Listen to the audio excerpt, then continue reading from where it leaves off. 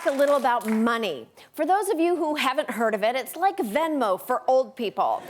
And it looks like those old people will need to get used to some new faces. Treasury Secretary Jack Lew announcing Andrew Jackson will be replaced on the front of the new $20 bill with abolitionist Harriet Tubman, who led hundreds of slaves to freedom on the Underground Railroad. Jackson, America's 7th president, will be demoted to the back. Yes, finally, a black woman making a white man move to the back. And once the products of America's school system finished Googling who is Harriet Tubman, they were all for it. There's uniform acclaim for picking Harriet Tubman. Well, uniform acclaim if you don't count the Republicans dismissing the decision as rampant political correctness, or the bigots planning to protest by defacing the bills with racist slurs and nooses, or the assholes complaining that seeing the unbotoxed face of an American hero as they stuff their wages into a stripper's G-string will instantly melt their tiny thumb-sized boners. Look, I know that change is difficult. I still haven't gotten over Roseanne replacing the original Becky with the good hair.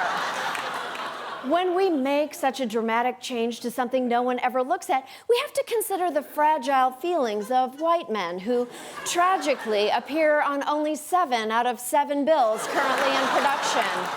Now, where on earth could I find a white man sharing his feelings? How could you be remaking American history at this rate? It's incredible. Others feel ousting a past president who's done so much in the founding of our country is an unbelievable sign of disrespect. I mean, you look at a guy that is a key member of America. It's true. If you listen closely to Ventura Highway or A Horse with No Name, you can hear key member Andrew Jackson playing tambourine. But I hate to break it to you, Sparky, Jackson wasn't involved in the founding of our country because the Revolutionary War happened before Old Hickory's pubes came in. He was not a founding father. He was a genocidal prick who forced the relocation of non-whites and fomented populist rebellion, kind of like a Trump with better hair. Besides, I don't recall you getting the vapors when Republicans wanted Ronald Reagan to replace Ulysses S. Grant on the 50. And 50, as in the dollar bill with Ronald Reagan's face on it, instead of Ulysses S. Grant, there are 2 20th century Democrats on the current currency, Roosevelt and Kennedy, but no Republicans. Hey, look, I get it. We all want to jack off to our money. That's why we call it the trickle-down economy. But the beauty of America is that a better idea is always right around the corner.